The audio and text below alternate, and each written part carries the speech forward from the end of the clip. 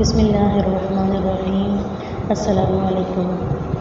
حدیث شریف میں آتا ہے کہ مدینہ منورہ کی قریبی بستی قبا کے لوگ نماز کے لیے طہارت کا بہت زیادہ اہتمام کرتے تھے، جس پر اللہ تعالیٰ نے قرآن مجید میں ان کی یوں تعریف فرمائی ہے: فیہ رجال یحبون ان یطہروا واللہ یحب المطہرین۔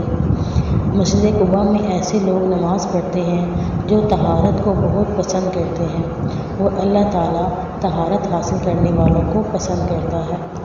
رسول اللہ صلی اللہ علیہ وسلم پر جب دوسری مرتبہ وحی نازل ہوئی تو آپ کو نبوت کی بھاری ذمہ داریاں پوری کرنے کے لیے جو ہدایات دی گئیں ان میں سے ایک یہ تھی: وَثِيَابَكَ فَطَهِّرْ وَالرُّجْزَ فَاهْجُرْ۔ اے نبی اکرم صلی اللہ علیہ وسلم، اپنے کپڑے صاف رکھیے اور گندگی سے دور رہیے۔ گویا دین اسلام کی تمام تر عبادات کا انحصار طہارت اور پاکیزگی پر ہے۔ روح کا تزکیہ اور لباس و جسم کی طہارت لازم و ملزوم ہے۔ چنانچہ رسول اللہ صلی اللہ علیہ وسلم نے نہ صرف خود امت کے سامنے طہارت اور پاکیزگی کا اعلیٰ نمونہ قائم کر کے دکھایا، بلکہ امت کو بھی پاک صاف رہنے کے لیے نہایت اعلیٰ معیار دیا۔ ایک صحابی بکھرے ہوئے بالوں کے ساتھ حاضر خدمت ہوا تو رسول اللہ صلی اللہ علیہ وسلم نے اسے بال سنوارنے کا حکم دیا۔ جب دوبارہ حاضر ہوا تو ارشاد فرمایا: پراگندہ بال شیطانی فعل ہیں۔ ایک اور صحابی میلے کچیلے اور بوسیدہ کپڑے پہنے خدمت اقدس میں حاضر ہوا تو پوچھا: کیا تمہارے پاس مال نہیں ہے؟ اس نے عرض کیا: بہت کچھ ہے، اونٹ، گھوڑے، بکریاں، غلام، سبھی کچھ ہے۔ رسول اللہ صلی اللہ علیہ وسلم نے فرمایا: تو پھر تمہارے رہن سہن سے اللہ تعالیٰ کے انعامات کا اظہار ہونا چاہیے۔ خود رسول اکرم صلی اللہ علیہ وسلم طہارت، صفائی اور نفاست کا اس قدر اہتمام فرماتے کہ سفر میں بھی بنیادی ضرورت کی چیزیں تیل، کنگھی، سرما، کینچی، مسواک اور آئینہ وغیرہ ساتھ رکھتے تھے۔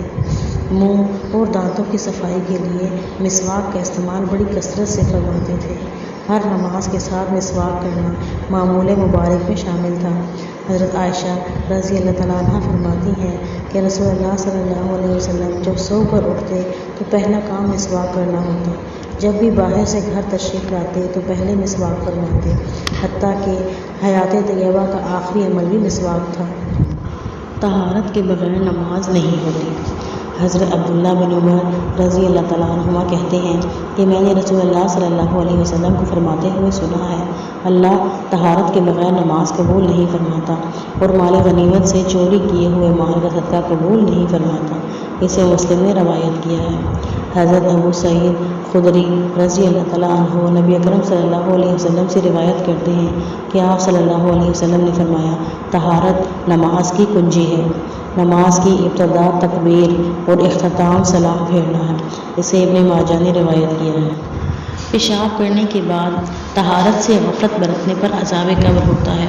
حضرت عبداللہ بن عباس رضی اللہ تعالیٰ عنہما کہتے ہیں کہ رسول اللہ صلی اللہ علیہ وسلم نے فرمایا: قبر میں زیادہ تر عذاب پیشاب کے معاملے میں ہوتا ہے، لہٰذا اس سے احتیاط برتو، یعنی کہ پیشاب کرتے ہوئے چھینٹوں کا خاص خیال رکھنا چاہیے۔ زیادہ تر عذاب اسی وجہ سے ہوتا ہے۔